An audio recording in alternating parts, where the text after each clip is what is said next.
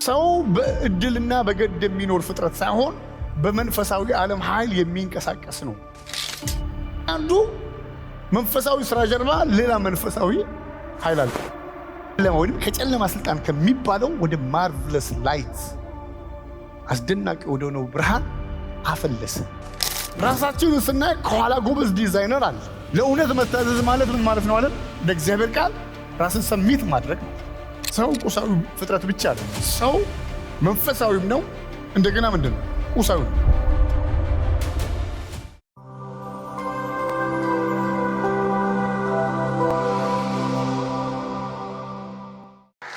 ክብር ሁሉ ለእግዚአብሔር ይሁን። አሜን። የሚገርማችሁ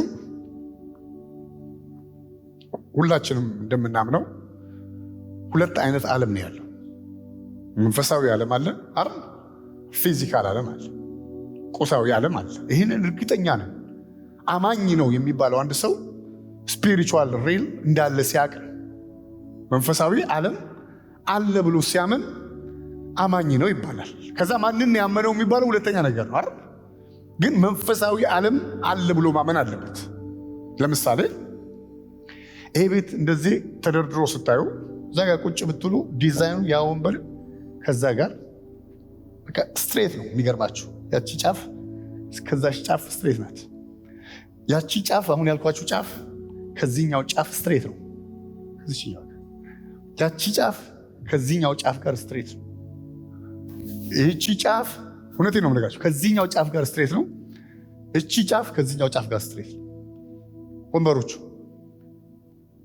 ቁጭ ብላችሁ ብታዩት ያ ወንበር ከዛ ጋር ያ ወንበር ከዛ እርስ በርሱ ቀጥ ያለ በጥንቃቄ የተሰራ ነው። ተውት ሌላውን ወንበሩ ነው የምላችሁ። ምን ማለት ነው? ልክ እንደዚህ በጥንቃቄ አንድ አዋቂ ሰው እንደሰራው ታውቃላችሁ። አረ ዝም ብሎ በቀላ እንልመቻም። ስለዚህ ማንም ሰው እዚህ ቤት ሲገባ ኢንጂነሩን ያደንቀዋል። አይ ከጊዜ በኋላ ፈልቆ ነው ጸበል ፈለቀ እንደሚባለው ማለት ነው። አረ ዝም ብሎ ፈልቆ ነው በጊዜ ብዛት አይባል። አንድ ጤነኛ አእምሮ ያለው ሰው የዚህም ቤት ስርዓት ያሰራሩ ሲያይ አለ እንዴ ምን ይላል? ከበስተጀርባው ጎበዝ ዲዛይነር አለ ይላል። አንዳንዱ ደግሞ ስታዩ እንግዲህ አንዳንድ እየሰሩ አገር ቤት እንግዲህ እዚያ ላይ ይሁን እዚህ ቢሆን በቃ በስቅላት ነው የሚጨርሱት። ሰጡ ኢንጂነሩን ይመስለኛል። እንደዚህ የመጣ ህንፃው ረስተውት ነው መሰለኝ ወደዚህ ይመጣል። እንደገና ተንጋዶ የከፍ ያለ ሲመጣ ወደዚህ ይሄዳል። ከተማሸኩም እንደዚህ ህንፃ እንደዚህ ቀጥታ ማልቀጥ ማለት ያለበት ማለት ነው። እየመጣ ቀጥ እንዴት ነው ትላላችሁ? ስልክ እሱ የተበላሸውን ዲዛይን ስታዩ ደግሞ ከበስተጀርባው ባይሆነ ኤክስፒሪየንስ ያለው ሰው አለ አይደል? ሰነፍ ዲዛይነር አይደል እንዴ ነው ትላላችሁ። በዚህም ሆነ በዛ ግን ተጣመመም ቀጣለም ከበስተጀርባው ሌላ ኃይል አለ። ኢየሱስ ጌታ ነው። ስለዚህ መንፈሳዊ ዓለም እንዳለ ለማመን መንፈሳዊውን ዓለም ማየት አያስፈልግም። ቁሳዊ ዓለም መጀመሪያው በቂ ነው አይደል?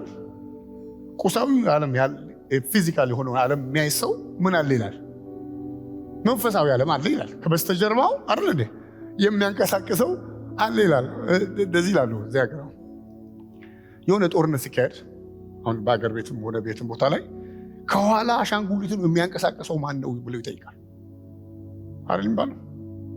ፓፔቱ እንዲጫወት የሚያደርግ አገር ቤት እዚህ ሀገር አለ ፓፔት ከኋላ በክር እየጎተተ ፓፔቶቹ አይደል እየተንቀሳቀሱ የራሳቸውን መልእክት ያስተላልፋሉ። እነሱ ናቸው መልእክት እያስተላለፉ ያሉት። ከበስተጀርባ ያለው ነው አይደል? ፓፔቶቹ በገመድ እንደዚህ የሚያደርጉት ማለት ወደ ላይ ከፍ እንዲህ ዝቅ ዝቅ ሲያደርጉት ቲያትር ቦታ ላይ ምን ያደርጋሉ? ሾው ያሳያሉ። እነሱ ሲንቀሳቀሱ ከኋላ አንቀሳቃሽ አለ ማለት ነው። ልክ አሁን ኢትዮጵያ ውስጥ ያለው ጦርነት እንደዛ ነው ይባላል። ሁሉም ዓለም ላይ ያለው ጦርነት እሱ አብዛኛውም ከኋላው ፓፔት ነው። እዛ ተኝቶ የሚለው ምናምን ፓፔት ነው የሚያንቀሳቀሰው። ሌላ ኃይል አለ አይደል? ግልጽ ነው፣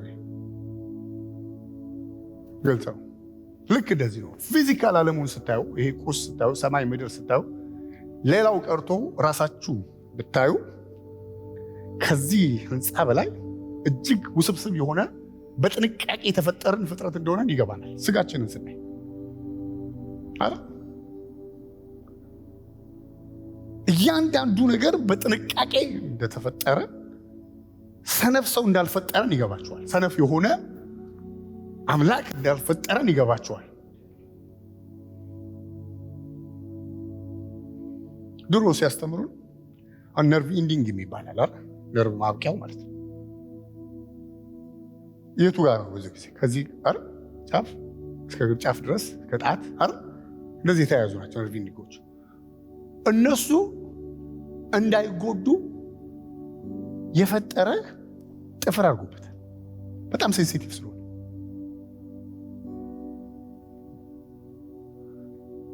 ራስን ስታየው ዝም ብለህ እንዳልበቀልክ ሊገባ ይገባል።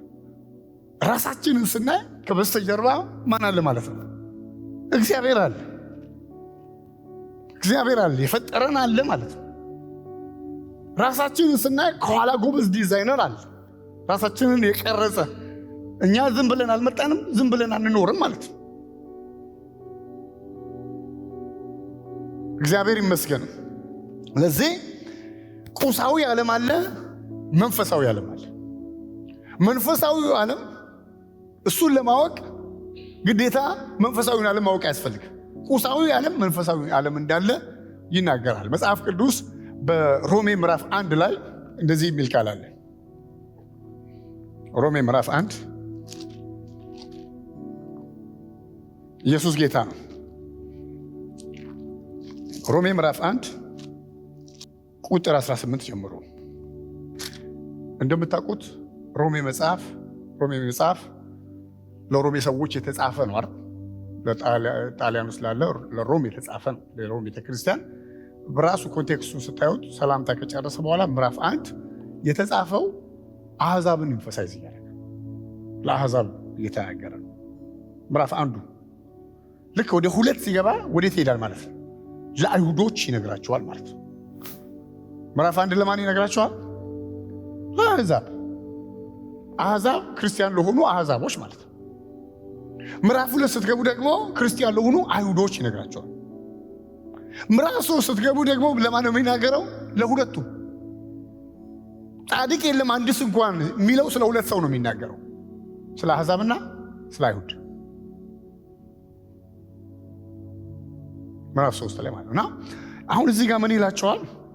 እኛ እግዚአብሔር በመኖር አናምንም ለሚሉ ሰዎች ሲመልስላቸው እንደዚህ ይላቸዋል። እውነትን በአመፃ በሚከለክሉ ሰዎች በኃጢአተኝነታቸውና በአመፃቸው ሁሉ ላይ የእግዚአብሔር ቁጣ ከሰማይ ይገለጣልና ይላል። ይገርማል።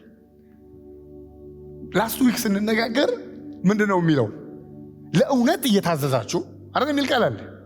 ለእውነት መታዘዝ ማለት ለካልቸር መታዘዝ ማለት አይደለም። ለእውነት መታዘዝ ማለት ምን ማለት ነው? ለእግዚአብሔር ቃል ራስን ሰሚት ማድረግ ማለት ነው። ስለዚህ ማንም ሰው መጥቶ ብትሰሙት መስማት ያለባችሁ እንደምንድን ነው? ለእግዚአብሔር ቃል ብቻ። እነዚህ ሰዎች እንደዚህ ይላቸዋል። እውነትን በአመፃ በሚከለክሉ ሰዎች በኃጢአተኝነታቸውና በአመፃቸው ሁሉ ላይ የእግዚአብሔር ቁጣ ከሰማይ ይገለጣል። ቁጥር 19 እግዚአብሔር ስለገለጠላቸው ስለ እግዚአብሔር ሊታወቅ የሚቻለው በእርሱ ዘንድ ግልጥ ነውና። በእነርሱ ዘንድ እግዚአብሔር ስለገለጠላቸው ስለ እግዚአብሔር ሊታወቅ የሚቻለው በእነርሱ ዘንድ ግልጥ ነውና። ምን እያለ ነው? እግዚአብሔር ፍጥረትን ሲያሳያቸው በግልጥ ምን እያላቸው ነው? እኔ ያለው እያላቸው ነው ያለ። ከዛ ምን ይላል? የማይታየው ባህሪ ይላል። የማይታየው ባህሪ እርሱም የዘላለም ኃይሉ ደግሞ አምላክነቱ ከዓለም ፍጥረት ጀምሮ ከተሰሩት ታውቆ ግልጥ ሆኖ ይታያልና። ስለዚህ እግዚአብሔርን እያወቁ እንደ እግዚአብሔርነቱ መጠን ስላላከበሩት ስላላመሰገኑት የሚያመካኙትን አጡ። ነገር ግን በሐሳባቸው ከንቱ ሆነ፣ የማያስተውለው ልባቸው ጨለመ። ምን እያለ ነው? እግዚአብሔር በፍጥረቱ በኩል ራሱ ግልጥ ስላደረገ አይደል? በስራው በኩል ራሱ ግልጥ ስላደረገ እነሱ እግዚአብሔር የለም ብለው ማመካኘት አይችሉም እያላቸው። ፖይንቱ ምንድን ነው ስትሉ ስፒሪቹዋል ሪል ወይም መንፈሳዊ ዓለም የሚባለው ነገር እውነተኛ ነው። መንፈሳዊ ዓለም እውነተኛ ነው። ሰው ቁሳዊ ፍጥረት ብቻ አይደለም። ሰው ቁሳዊ ፍጥረት ብቻ አይደለም። ሰው መንፈሳዊም ነው። እንደገና ምንድን ነው? ቁሳዊም ነው። እግዚአብሔር ይመስገን። ለዚህ አሁን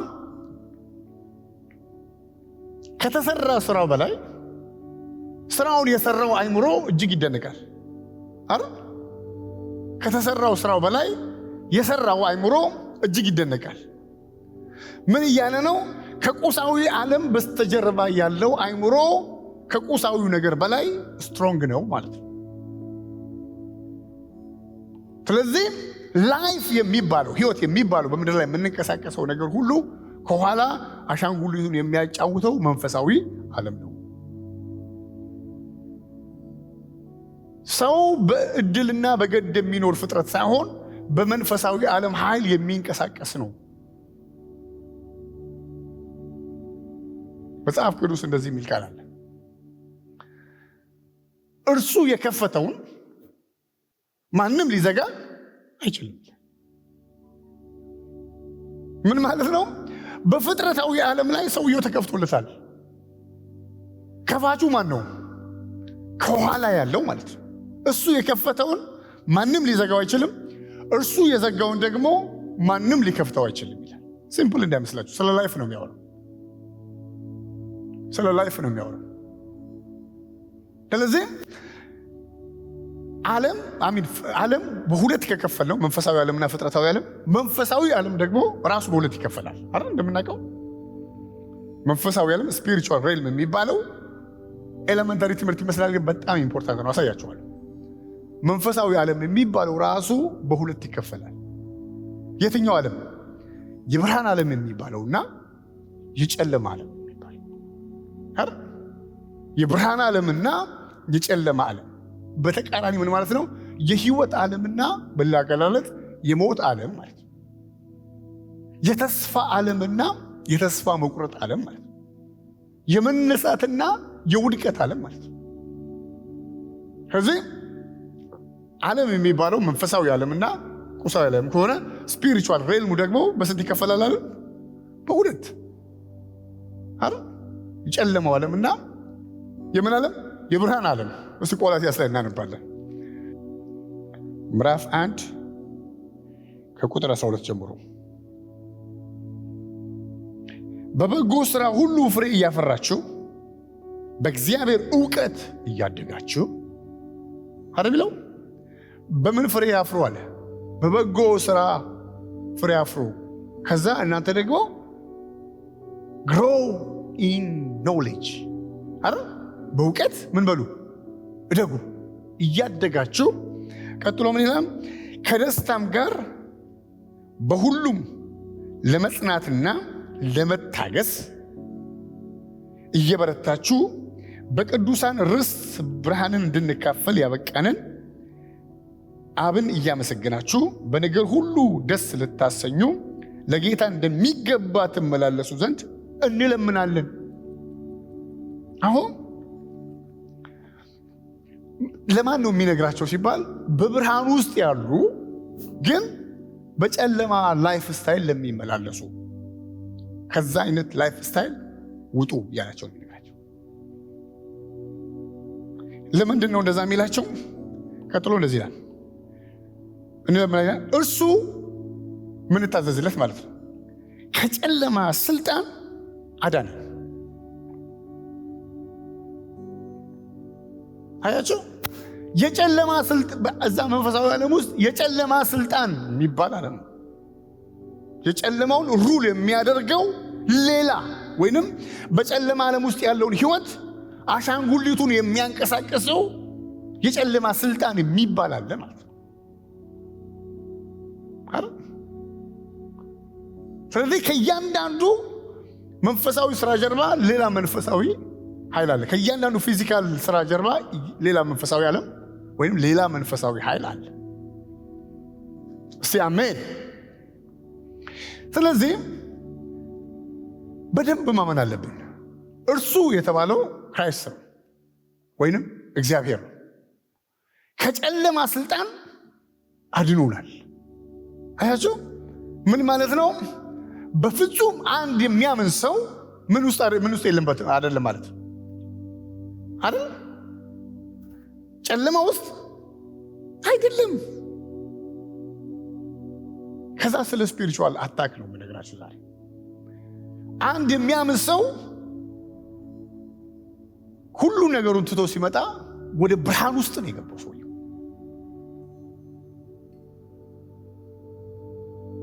እስቲ በብርሃን ውስጥ ነው ያለው ተወሉስ። የት ነው ያላችሁት? ኢየሱስ ጌታ ነው። የዛሬ ሳምንት ይሁን የዛሬ 2 ሳምንት ባለፈው ምሳሌ የሰጠንባት ልጅ አይታችኋታል አይደል? ነበራችሁ? እዚህ ጋር ነበረች። ስልኩን የት ነው ያደረግነው? አይኗን ጨፍና ስልኳን ተቀብለን እዚህ ጋር ነው ያደረግነው አይደል?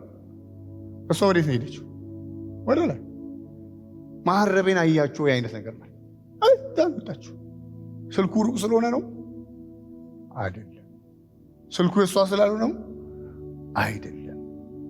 ዕውቀት ስለሌላት ነው አይደለም። የሆነ ግን ተይዟል አይደል? መጽሐፍ ቅዱስ አይንህ ብሩህ ቢሆን ሰውነቱ ሁሉ ብሩህ ይሆናል፣ ጤናማ ይሆናል። አይንህ ከታወረ ሁሉ ነገር ብላይንድ ነው ይላል። እስቲ አሜን። ስለዚህ በደንብ መለየት አለብን። እኛ ኢየሱስ ክርስቶስ ጋር ስንመጣ አዶ ከበሬ የሚባለው መንፈስ ስተን ይመጣል አይደል? ክደን አይደል? ጂኒዎችን ክደን የመጣ ነው አይደል? ከዘር ማንዘር ምናምን ይሰራል የሚባለውን የሚያጓራውን መንፈስ ክደንሃል ብለን ነው የመጣው አይደል? ምን ማለት ነው? አንድ ጊዜ ወደዚህ ህይወት ከመጣው በኋላ በፍጹም እኔ የዛ ህይወት አይደለም። ከዛ ህይወት ጋር ግን ኮኔክት የማድረግበትን ነገር ነው የምነግራችሁ። እሱ መበጠስ አለብን። ዛሬ እሱ ነው ማስተማር የፈለኩት።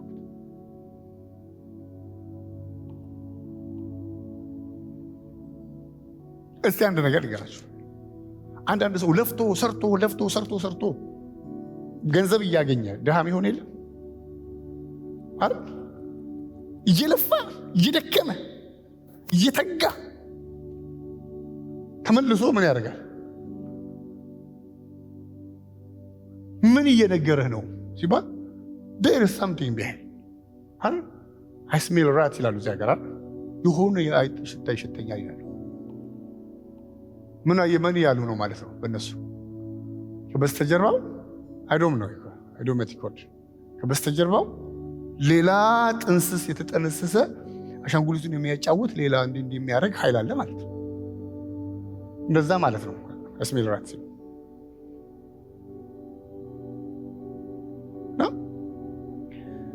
ይሄ ነገር ከልጅነት ጀምሮ በእግዚአብሔር ጸጋ እያፈረስነው ነው መጣ። ከልጅነታችሁ ጀምሮ ባታዩትም ቢከታተላችሁ ሶሉሽኑ ሲምፕል ነው። ኮኔክት ያደረግንበትን መንገድ ግልጽ ነው። መጽሐፍ ቅዱስ ነው የሚነግረን። እኛ አንፈጥርም።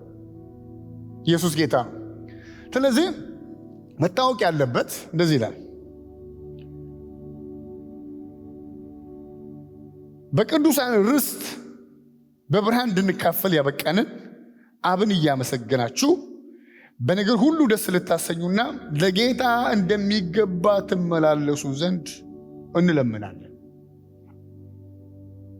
አያችሁ፣ ለጌታ እንደሚገባ ትመላለሱ ዘንድ እንለምናለን። ቁጥር 13 ላይ እርሱ ከጨለማ ስልጣን አዳነን፣ ቤዛነቱን እርሱንም የኃጢአትን ስርየት ወዳገኘንበት ወደ ፍቅሩ ልጅ መንግስት አፈለስ። ምን ማለት ነው?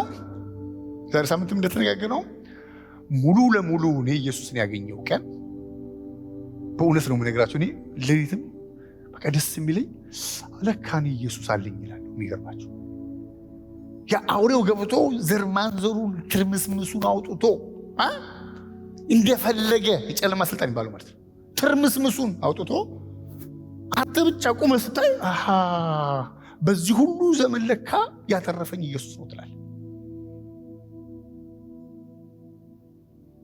ምንም አቅም የላቸውም እኮ እዛ ቦታ ላይ ሰው ታውቃላችሁ፣ ምንም አቅም የላቸውም። ከፈለገ ያስተኛዋል፣ ከፈለገ ያነቀዋል፣ ከፈለገ ይዘልዋል፣ ከፈለገ ይገለዋል፣ ከፈለገ ጤና የፈለገውን ነው የሚያደርገው። የጨለማ ስልጣን የሚባለው ማለት ነው እዛ ዓለም ውስጥ ያለው። ምን አለ ግን ድቅድቅ ጨለማ ወይም ከጨለማ ስልጣን ከሚባለው ወደ ማርቨለስ ላይት አስደናቂ ወደሆነው ብርሃን አፈለሰ። እስቲ አሜን። ስለዚህ አንድ ቦርን አጌን የሆነ ሰው ዳግም የተወለደ ሰው የተወለደው ላስቱክ እንደተረጋገነው ከእግዚአብሔር ቃል ነው አለ። ሰውየው ከምንድን የተወለደው? ከእግዚአብሔር ቃል ነው። እውነት ነው የምነግራችሁ። አሁን ፕሮግራም ስጨርስ እናንተ ወደ ቤታችሁ ልጆቻችሁ ውስጥ ሄዱ፣ እኔም ልጆቼን ወደ ቤት ይዤ ነው የምሄደው። አይደለም ወይ? ለምንድን ነው? ልጆ ከአብራክ ስለወጣ ይዘህ ትሄዳለህ። ዝም ጨዋ ሆነ አይደል እንዴ? ጨዋ አልሆነ ይዘው ትሄዳለች። አንድ ጊዜ ከአብራክ ስለወጣ ማለት ነው። ምን ማለት ነው? አለርት ሆነን ምን እንድናደርግ ነው ማለት ነው? እንድንቀጥል ነው። በላይፍ ላይ አንድ ነገር ሲሆን ዝም ብሎ ነው ይዘነው። እንዴት ዝናብ ዝም ብሎ ይዘንባል? ደመና ሆኖ ነው የሚዘንበው አይደለም እንዴ? ዝናብ ዝም ብሎ ይዘንባል እንዴ? እኔ ይኸውልህ ሰራለሁ ለፋለሁ የለም ይላል። እማራለሁ አጠናለሁ የለም ይላል። እንደዚህ ያደርጋለሁ ደክማለሁ። ታዲያ ለምን? ጤነኛ ሰው ምን ያደርጋል? ይጠይቃል። ፓፔቱን እንደዚህ እንደሚያደርገው ክሩ አለ ማለት ነው አይደል እንዴ? ወደፊት እንዳትሄድ ፓስተር አሮን ወደፊት እንዳሄድ እንዲህ የሚያደርጋል። ታለሱ መፍትሄው ምንድን ነው? እኔ ውስጥ ያለው አይደለም እንዴ? በዓለም ካለው ይበልጣል። ሲመትት አይደለም። አየር ላይ ቆሞ ለምን አይመትት? መሲኒ እኮ አይደለም እላችሁ።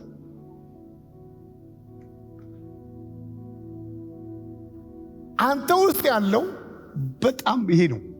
በሁለታችን መካከል ያለው ልዩነት እና አንድነት ልዩነት የህይወት ልዩነት ነው ያለን። እኛ በብርሃን ያበቃንን አብን እያመሰገንን አይደል የሚለው። በብርሃን እግዚአብሔር ምን አድርጎናል? ኤብል አድርጎናል፣ አብቅቶናል። ልጅ እንድንሆን አይደል እንዴ? ህይወት እንዲኖረን አቅም እንዲኖረን ምን አድርጎናል? አብቅቶናል። ከዛም ያደረገልን ምንድነው? ከጨለማ ስልጣን እንደነሱም አንድ ቢሆን እኮ ድሮ ነበር የምትሞቱት እኮ በነገራችን ላይ አይደለም። እንደ ጠላት እቅድ ቢሆን ድሮ ትሞት ነበር። ድሮ ያከትምልህ ነበር። ዞር ብለህ ጓደኛዬ እንደ ቀደብ ብሎ የጠፋ ብዙ አይደል? እንደ ሰይጣን አስተሳሰብ ቢሆን ድሮ ያጠፋ ነበር። እንደ ደጋሚዎች አስተሳሰብ ቢሆን ድሮ ጠፋ ነበር። ስለዚህ እኔ ውስጥ ያለው የህይወት መንፈስ ሪያሊቲው ይሄ ነው። this is a reality። ይሄ አዲስ ኪዳን እውነታ ነው። እኔ ውስጥ ያለው የምህረት መንፈስ፣ እኔ ውስጥ ያለው የህይወት መንፈስ፣ እኔ ውስጥ ያለው የጸጋ መንፈስ በአደም ካለው ይበልጣል።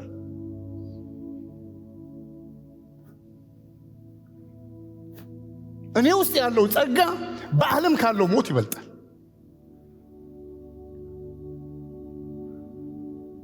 አያቸው አንብሊፍን አለማመንን ከህይወታችን ላይ ማስወገድ። ኮኔክት የምናደርግባቸው መንገዶች መጀመሪያው አለማመን ነው።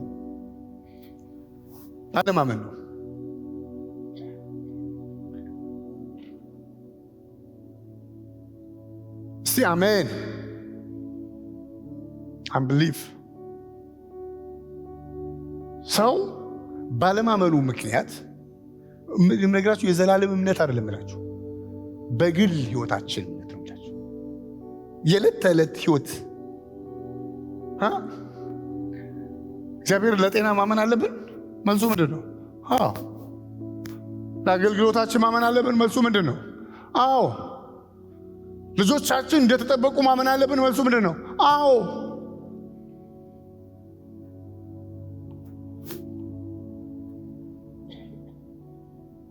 ስለዚህ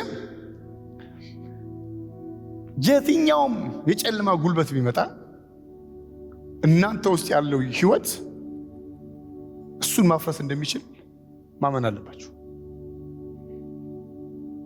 አብዛኛውን ጊዜ ነግራችኋለሁ፣ 99% ጊዜ ዲያብሎስ የሚመጣው በሰዎች ነው።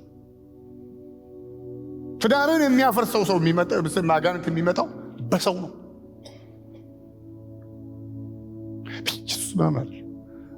ማንኛው ፖቨርቲን ይዞ ተሸክሞ የሚመጣው ጉስቁልና ተሸክሞ የሚመጣው ስፒሪት በሰው ውስጥ ነው። ሰውና ሰውን የሚያጣላው መንፈስ ይዞ የሚመጣው በሰው ውስጥ ነው። የጠብ መንፈስ የሚባል አለ ራሱ አይደል?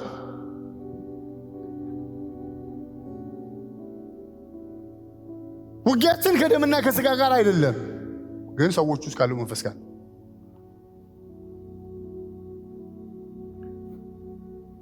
ስለዚህ ሁለት አይነት ዓለም የጨለማና የብርሃን ዓለም ካለ እኛ ያለነው ኢየሱስን ያገኘን ቀን ብርሃን ውስጥ ነው።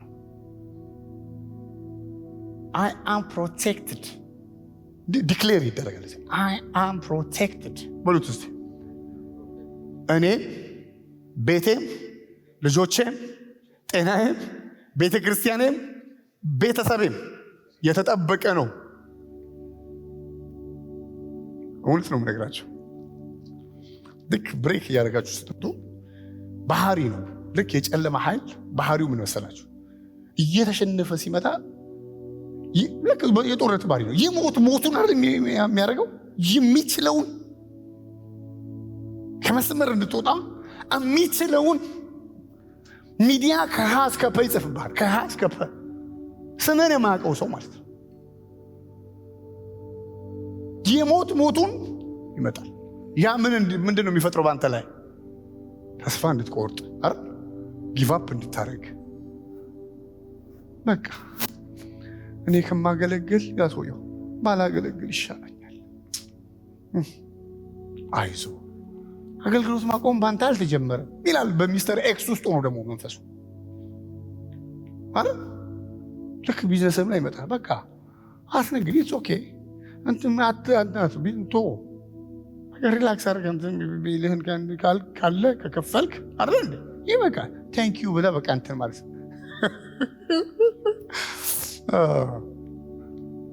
እንደዚህ የሚባል ነገር የለም።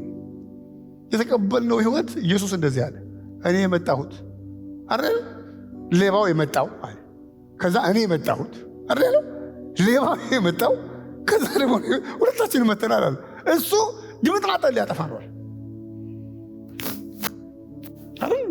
ዮሐንስ 10 እሱ የመጣው ድምጥማጥህን ሊያጠፋ ነው። አልዋሸም ኢየሱስ። እኔ ደግሞ የመጣሁት ህይወት እንዲሆንልህ ይለዋል። እንደዛም ብቻ ሳይሆን እንዲበዛልህ። አያችሁ የዘላለም ህይወት ባህሪ ኢንክሪዝ እያደረገ ሙሉ ቀን እስኪሆን ድረስ እየጨመረ ይበራል የሚለው ኢንክሪዝ እያደረገ እየጨመረ ይመጣል።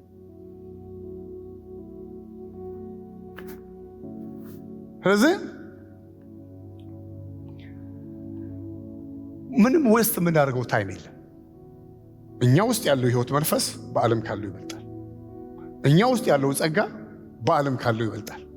እኛ ውስጥ ያለው ክብር ከደጋሚዎች ይበልጣል።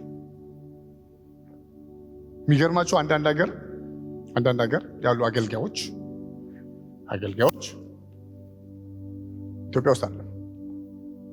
ደጋሚዎቹ ልክ እንደ ትምህርት ነው የሚታየውና ነጭ ለብሰው ነው የሚሄዱት። እንደዚህ ያሉ ጀለቢያቸውን ለብሰው አዋቂ ነው፣ እንደ ጥበብ ነው የሚታየው። መንፈሳዊ ዓለም እንደ አንቀሳቃሽ ነው የሚታዩት። እንደዚህ እያሉ ይሄዳሉ። የነዛ የእግዚአብሔር ሰዎች አገልጋዮቹ መኪና ሲያልፍ በስትሪቱ በኩል መኪናው ከዓይናቸው እስኪጠፋ ድረስ ይላሉ። እንደዚህ ነው የሚሉት። የነው የዴፖራ ማለት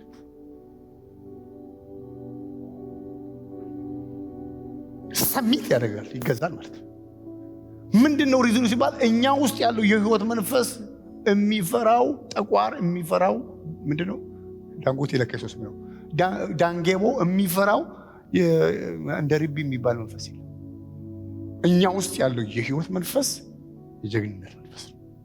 እኛ ውስጥ ያለው የህይወት መንፈስ የክርስቶስ መንፈስ ነው።